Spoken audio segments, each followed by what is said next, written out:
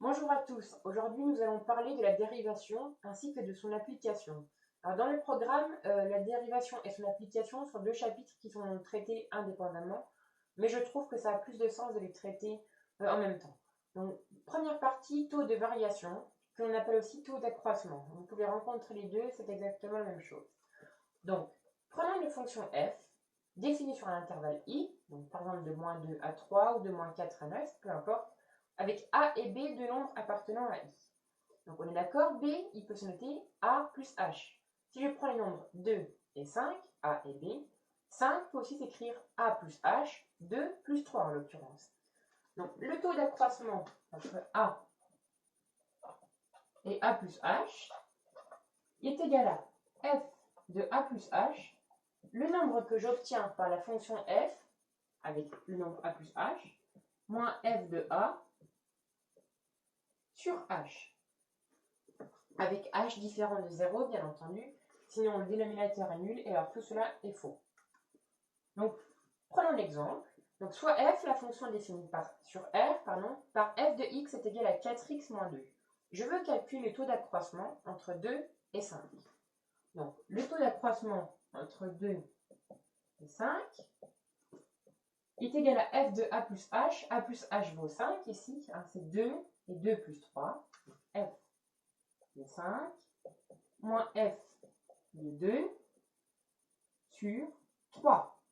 C'est le nombre qui sépare 2 et 5.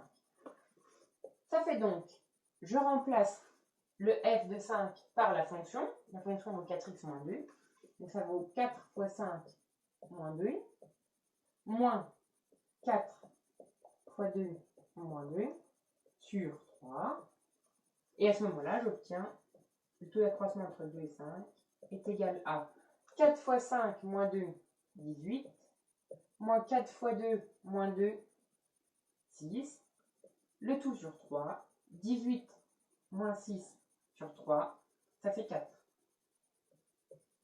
Voilà, donc le taux d'accroissement entre 2 et 5 pour la fonction f vaut 4.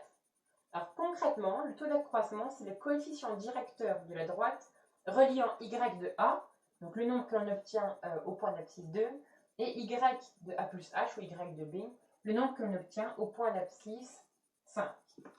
Voilà pour cette première partie. Deuxième partie, nombre dérivé et tangente. Alors, soit f, c'est une partie un petit peu compliquée, elle est assez abstraite. Donc, soit f, une fonction définie sur un intervalle i, donc toujours la même que tout à l'heure, et de nombres a et a plus h, deux réels appartenant à i, avec h différent de 0. Alors, dire que f est dérivable en a, en un point quelconque, si vous voulez, signifie que lorsque h tend vers 0, donc il faut que h soit le plus petit possible pour appliquer la dérivation, le taux de variation, donc f de a plus h moins f de a sur h, qu'on a vu tout à l'heure, tend vers un nombre réel. Donc ce nombre est appelé nombre dérivé de f en a. Et on le note, f' de a, attention le prime est très important, est égal à limite quand h tend vers 0, c'est-à-dire quand h est le plus petit possible, qu'il s'approche de 0 mais qui ne vaut pas 0, de f de a plus h moins f de a sur h. Donc toujours le même principe, on prend l'exemple, soit la fonction f de x est égale à x carré, je ne la note pas à tableau parce que je n'aurai pas assez de place, on va la retenir, x carré plus 2x moins 3. Montrer que f est dérivable en 1 et calculer f' de 1. Donc j'applique ce que j'ai vu au-dessus, limite quand h tend vers 0 de f de 1 plus h, donc là avec h le plus petit possible, moins f de 1 sur h.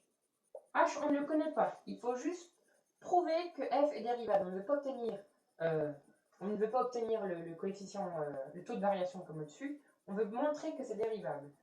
C'est donc est égal à la limite quand h tend vers 0 de... Là, j'applique ma fonction. On rappelle, c'est x carré plus 2x moins 3. Donc, 1 plus h au carré, là c'est x au carré, plus 2x, donc plus 2 facteur de 1 plus h, moins 3. Alors je poursuis ici, hein, ne vous inquiétez pas, ça c'est dans la continuité de ce que j'ai fait ici.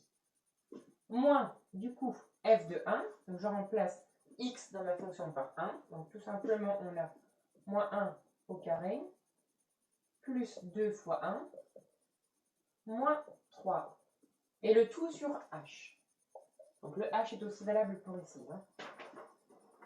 On obtient donc, quand limite de h qui tend vers 0, de 1, donc 1 au carré, ça fait 1, plus double produit, plus 2h, ça je ne reviens pas dessus, vous devez le connaître, hein, plus h au carré. Ensuite, je reprends ce qui est ici.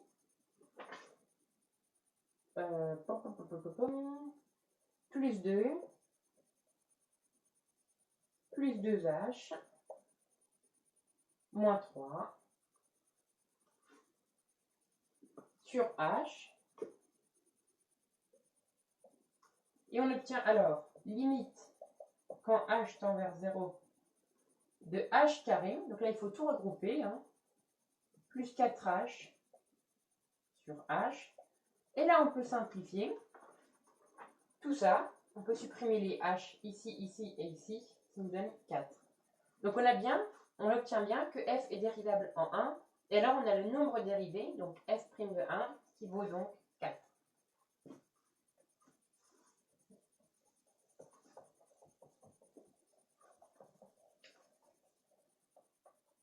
Donc f' de a, c'est le coefficient directeur à la droite AB en position limite, on appelle ça. Donc les deux nombres qui se touchent presque l'un à l'autre sur la courbe, mais qui ne se touchent pas, lorsque B se rapproche de A. Donc maintenant, soit f une fonction définie sur I et A appartenant à I, donc le nombre qui appartient à l'intervalle. CF, donc notez CF, comme ça, j'efface, c'est juste pour vous montrer. Et la courbe représentative de la fonction f est TA, la tangente au point A, notée comme ceci. J'efface à nouveau, c'est pour vous montrer les notations. TA est la tangente à CF au point A, grand A, d'abscisse petit a. Autrement dit, la tangente au point A a pour équation c'est Y, comme cela, est égale à f' de A, le nombre dérivé de A, facteur de x moins A, plus f de A. f de A, c'est le nombre que l'on obtient avec la fonction. Donc prenons l'exemple. On a f de x est égal à x carré plus 3. Voilà une fonction quelconque. On va devoir calculer le nombre dérivé de moins 1, donc f' de moins 1, puis déterminer l'équation de la tangente à CF au point d'abscisse moins 1. Donc, calculons d'abord le nombre dérivé de moins 1. Le nombre dérivé de moins 1, c'est, on reprend la même formulation qu'on a vue précédemment, donc limite quand h tend vers 0, de f de moins 1 plus h reste indéfini, hein, il reste sous la forme de h, moins f de moins 1 sur h. Ça fait donc limite quand h tend vers 0 de, là je vais remplacer tout ce que j'ai, je vais remplacer le f par x carré plus 3, c'est la fonction, donc moins 1 plus h au carré plus 3 moins 1 au carré plus 3. Et on obtient alors limite quand h tend vers 0 de moins 1 plus h au carré plus 3. Là, je fais le calcul de la parenthèse là, ça me donne moins 4 sur h toujours. Ce qui nous donne, là je développe cette parenthèse là, 1 moins 2h plus h carré plus 3 moins 4 sur h. Je simplifie toujours sur le même principe, limite quand h tend vers 0 de moins 2h plus h carré sur h. Ça nous donne, là je peux simplifier les h. Là, je prends bien un h. On obtient donc limite quand h tend vers 0 de moins 2 plus h. Et quand h tend vers 0, alors on peut considérer que le plus h est nul, il ne vaut rien presque. On a donc moins 2. Donc maintenant je vais retenir le moins 2, c'est le nombre dérivé de moins 1. Il faut que je le retienne pour le moment. Donc, on retient le nombre dérivé de moins 1 vaut moins 2. Donc, on se rappelle qu'il faut trouver l'équation de la tangente au point A. Donc t en moins 1, A pour y, est égal à f' de moins 1, que je viens de déterminer à l'instant, facteur de x moins 1, plus f de moins 1. F de moins 1, on va le calculer tout de suite, c'est assez simple. On obtient donc moins 2. Moins 2, c'est le nombre dérivé de moins 1 qu'on vient de définir. Facteur de x plus 1, moins donne plus, alors là je calcule f de moins 1, on a dit que la fonction c'était x au carré plus 3, moins 1 au carré donne 1 plus 3 donne 4. Et on obtient alors moins 2x moins 2 plus 4, qui nous donne moins 2x plus 2. Voici l'équation de la tangente t au point d'abscisse moins 1. Son équation vaut moins 2x plus 2.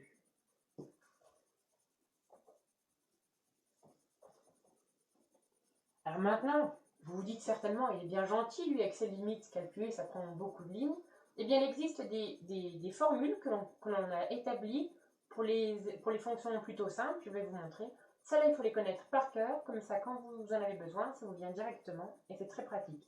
Donc, soit f, une fonction définie et dérivable sur un intervalle i, toujours le même principe. On appelle fonction dérivée de f sur i, notée f' de x, on l'a vu tout à l'heure, la fonction qui donne les nombres dérivés de f. Donc voici la fonction f.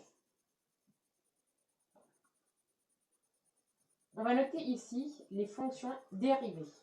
Donc pour la fonction f de x est égale à a. Donc la fonction f de x est égale à a, c'est une fonction constante. Pour n'importe quel x que vous prenez, pour n'importe quel nombre, on obtient toujours un même nombre. Et bien ça c'est tout simple. Le nombre dérivé de la fonction f de x est égal à a, ça vaut 0 dans tous les cas. Maintenant, f de x est égal à ax plus b. Donc ça, c'est une fonction affine. J'espère que vous l'avez reconnue. Dans n'importe quel cas, on obtient f de x est égal à a. Le nombre dérivé de la fonction f de x est égal à a plus b. Ça vaut a. Toujours.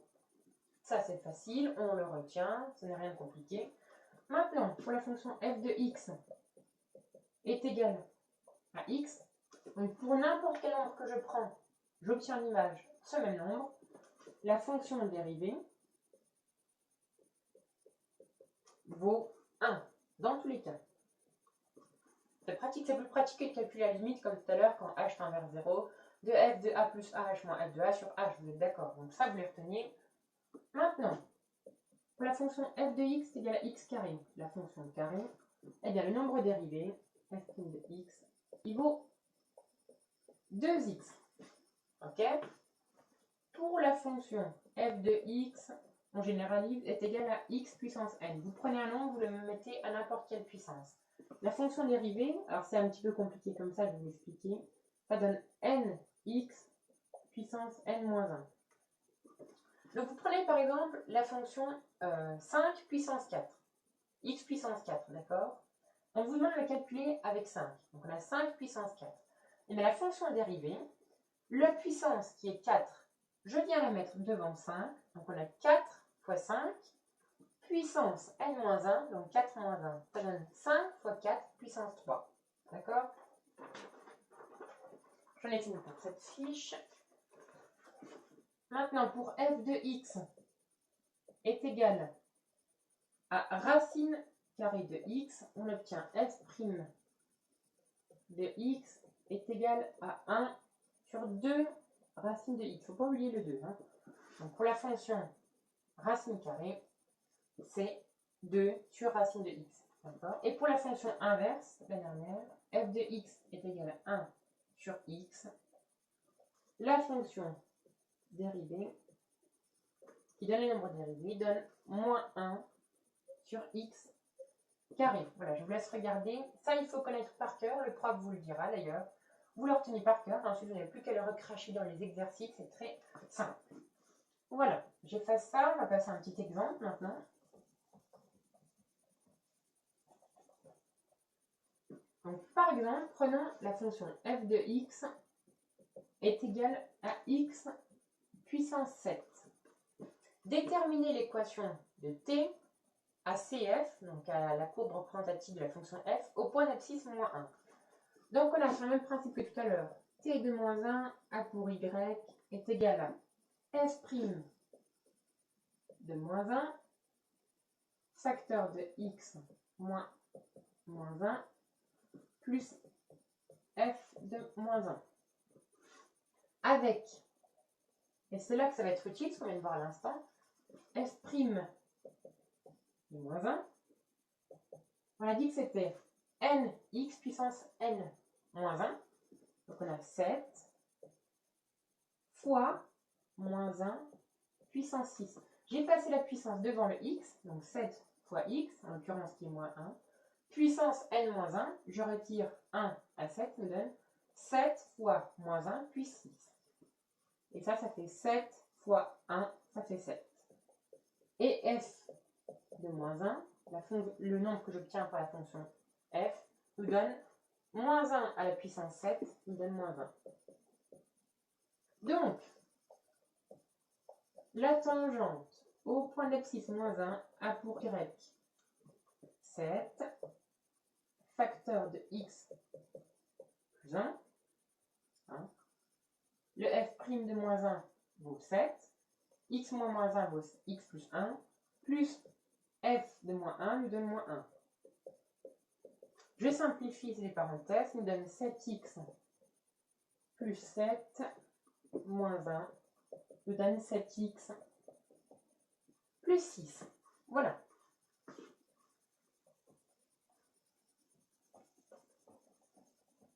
Alors maintenant, opération sur les fonctions dérivées. Dans les exercices, on va souvent vous demander de trouver la dérivée d'une fonction composée, si vous voulez. Donc, voilà fonction. Voilà les fonctions dérivées.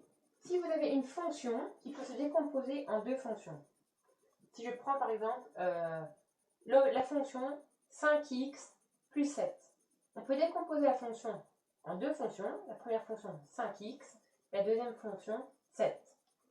Donc elle est définie.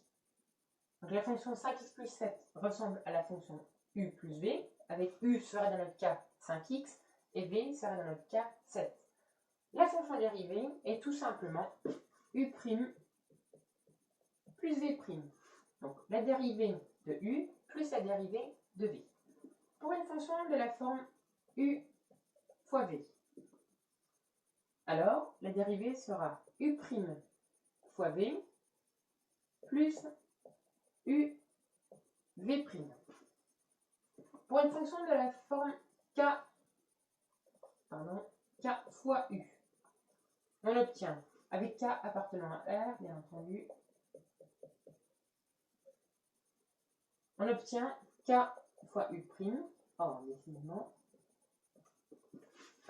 pour une fonction de la forme 1 sur u, donc je prends l'exemple quelconque, 1 sur x puissance 5 moins 4x, ça ressemble à la forme 1 sur u, on obtient moins u' sur u carré. Et enfin, pour une fonction de la forme u sur v, donc 3x plus 9 sur moins 2x plus 4, de la forme u sur v, la dérivée donnera u'v moins uv' sur v carré. Alors, c'est pareil que le tableau qu'on a vu précédemment, il faut le connaître, c'est à savoir, c'est très pratique aussi, je l'efface.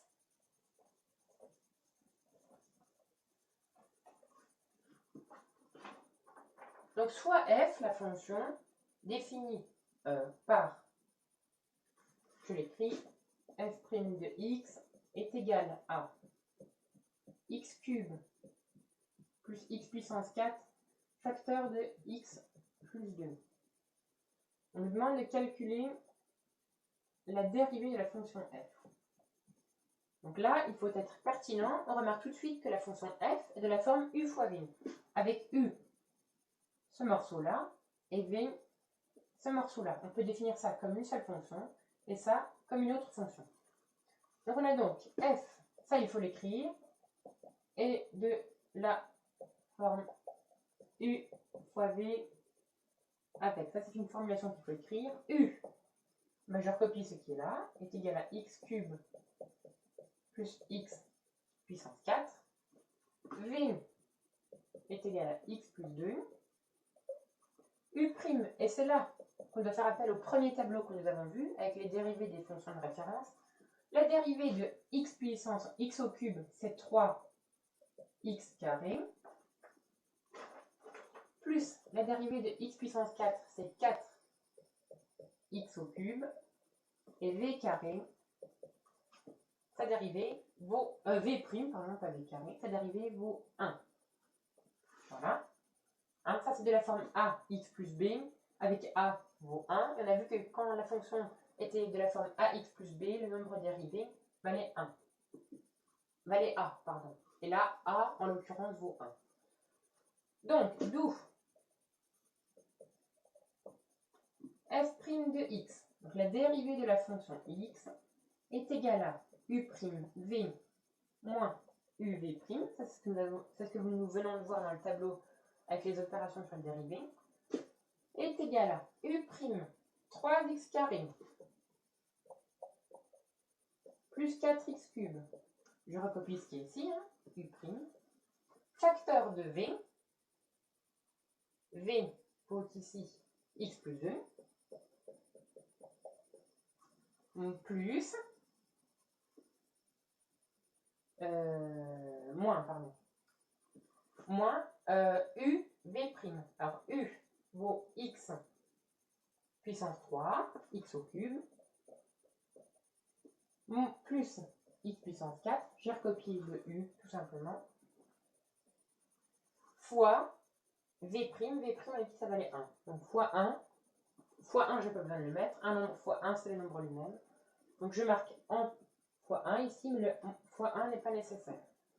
On obtient donc, il faut développer toute cette parenthèse là, 3x carré fois x nous donne 3x cube, plus 6x carré, 2 fois 3x carré, plus 4x cube fois x, 4x puissance 4, plus 2 fois 4x cube, 8x cube, moins x cube, 1, x cube fois 1 ça fait x cube, moins x puissance 4. Je simplifie tout cela, ça me donne 5x puissance 4, j'en ai un là, non, 3x puissance 4, pardon, 4x puissance 4 moins x puissance 4 donne 3x puissance 4, plus 3, 11, 10, donc plus 10x cube, plus combien d'x carré? Plus 6x carré. Donc voilà, la dérivée de la fonction f de x est égale à x cube plus x puissance 4 facteur de x plus 2. Sa dérivée, c'est 3x puissance 4 plus 10x puissance cube, 10x au cube, pardon, plus 6x carré. Je pense qu'un deuxième exemple est nécessaire encore. On va prendre une fonction d'une autre forme. Donc soit f de x, on va dire qu'elle vaut x plus 1 sur x moins 4. Donc on nous demande de calculer f' de x de la même manière que tout à l'heure. Donc pareil, là il faut analyser un petit peu la fonction. On remarque que f est de la forme u sur v, avec u est égal à x plus 1 et v est égal à x moins 4. Je le marque avec u est égal à x plus 1, v est égal à x moins 4, u', je reviens au tableau qu'on avait fait, le tout premier tableau qu'on avait fait, u' est égal à 1, le a vaut 1, ça c'est u de la forme ax plus b avec a est égal à 1, donc u' vaut 1, et v' vaut, c'est la même manière, x moins 4 est de la forme ax plus b avec a est toujours est égal à 1. D'où la dérivée de f de x, donc f' de x, est égale à u'v moins uv' sur v carré. C'est donc est égal à u', donc u' vaut 1, donc 1, facteur de x plus 3, v vaut x, attendez, j'ai fait une bêtise là je crois, u'v, ah oui, là j'ai fait une bêtise. Donc u'v, u' c'est bon, v vaut x moins 4, pardon, moins u vaut x plus 1, facteur de v' vaut 1. Sur v carré c'est x moins 4. Alors, le dénominateur est inutile de développer, là, on n'en aura pas besoin. Le dénominateur v carré vaudra x moins 4 au carré, point final. Donc ensuite, je développe tout ça. Donc f' de x est égal à x moins 4, hein, x fois 20, moins 4 fois 20, donc x moins 4, moins x moins 20 sur v carré, donc x moins 4 au carré. Donc ça nous donne les x moins x, ça disparaît, et moins 4 moins 1, ça fait moins 5 sur x moins 4 au carré. Voilà. Je peux effacer ça. Alors après avoir vu, ça c'est un chapitre entier, donc ça c'est le chapitre sur la dérivation. Vous vous dites d'accord, c'est bien, mais concrètement à quoi est-ce que ça sert la dérivation? Alors c'est là que c'est très important, puisque soit f, une fonction définie est dérivable sur un intervalle i, donc ça on l'a vu. Si f est croissante sur i, donc prenons par exemple une fonction f, donc peu importe, voici l'intervalle i, on va dire moins de 5. Si la fonction là est croissante de 2 à 5, donc si f est croissante sur i, alors pour tout x appartenant à R, f' de x, donc la dérivée du nombre x, vaudra 0. Si f est décroissante sur i maintenant, donc je prends une fonction, voilà, on va prendre l'intervalle moins 7, 8. Si j'ai une fonction qui fait ceci, voilà, donc f est décroissante sur l'intervalle moins 7, 8, alors pour tout x appartenant à R, f' de x sera inférieur ou égal à 0. Et si f est constante sur i, donc voici mon intervalle, je prends moins 1,5, 2, peu importe, donc si f est constante, voilà, elle ressemble à ça. Alors pour tout x appartenant à R, f' de x, donc la dérivée du nombre x, vaudra 0. Et les réciproques sont vrais. Donc j'efface ce que je viens de faire là.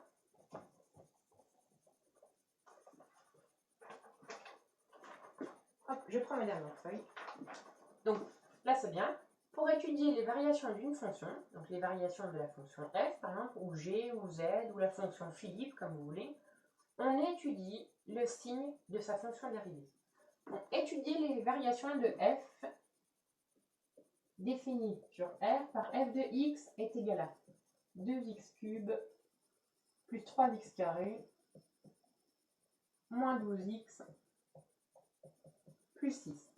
Alors là, vous vous dites, non, pour étudier les variations de cette fonction, je ne sais pas du tout comment faire. Là, a priori, c'est tellement complexe qu'on n'y arrivera pas de tête. Sauf qu'on va étudier le signe de sa dérivée. Donc, on étudie le signe de cette dérivée. Donc, il faut établir la dérivée. La dérivée de cela, c'est 6x carré. Donc, je passe le 3 devant le x. Hein, c'est la dérivée de la fonction x puissance n, c'est nx puissance n moins 1, on l'a vu. Donc, ça nous donne 3x puissance 2, donc 3x au carré. Et là, il y a le 2 devant. Donc 2 fois 3x au carré, ça fait 6x carré. J'applique le même principe pour les autres. Ça me donne plus 6x moins 12. Donc maintenant, on étudie le signe de cette dérivée. La dérivée se trouve ici. On étudie son signe. Alors là, on l'a vu dans une précédente vidéo. On a besoin du discriminant pour avoir les racines. Ça, c'est un polynôme du second degré. Hein. On a du ax carré plus bx plus c. Donc, on étudie les racines du polynôme, on étudie le signe. Donc, avec delta est égal à b carré moins 4ac. Si cela ne vous rappelle rien, je vous incite à aller voir une de mes précédentes vidéos sur les fonctions polynômes du second degré. On a donc b carré, c'est égal à 6 au carré, le b est ici, moins 4 facteurs de a et c, c est là, donc moins 12, ce qui nous donne 36 moins 4 facteurs de moins 72. On a donc 36 plus 288, ça nous donne un discriminant qui vaut 324. Donc, le discriminant est supérieur à 0, qui vaut 324. Donc, il y a 2 racines que nous allons déterminer. Donc, la première racine que l'on a x1, elle vaut moins b, moins racine de delta. Pareil, ça on l'a vu dans une précédente vidéo sur le polynôme, sur 2a. Ça nous donne moins 6, moins racine de 324. Alors, si je calcule bien, la racine carrée de 324, ça vaut 18. Donc, moins 6, moins 18, sur 2 fois a, donc 2 fois 6, 12. Ça nous donne moins 6, moins 18, donc moins 24 sur 12, ça fait moins 2. Donc, la première racine, elle vaut moins 2. Je calcule la deuxième, parce qu'on a dit qu'il y en avait 2. C'est moins b plus racine de delta. Oula, mon delta est horrible. Sur 2a. Ça nous donne moins 6 plus 18, cette fois-ci. Sur 12, inutile de tout réécrire. Donc moins 6 plus 18, ça fait 12. 12 sur 12, ça vaut 1. Et toujours une propriété de la fonction polynôme. A est supérieur à 0, c'est une propriété qu'il faut connaître. Donc, la fonction dérivée, f' de x, est positive à l'extérieur des racines. Donc, autrement dit, entre moins 2 et 1, la fonction f' est négative, et elle est positive à l'extérieur des racines. Donc, elle est positive de moins l'infini à moins 2, et positive de 1 à l'infini. Donc, j'efface tout cela. On retient les racines en tête, moins 2 et 1, on les retient bien.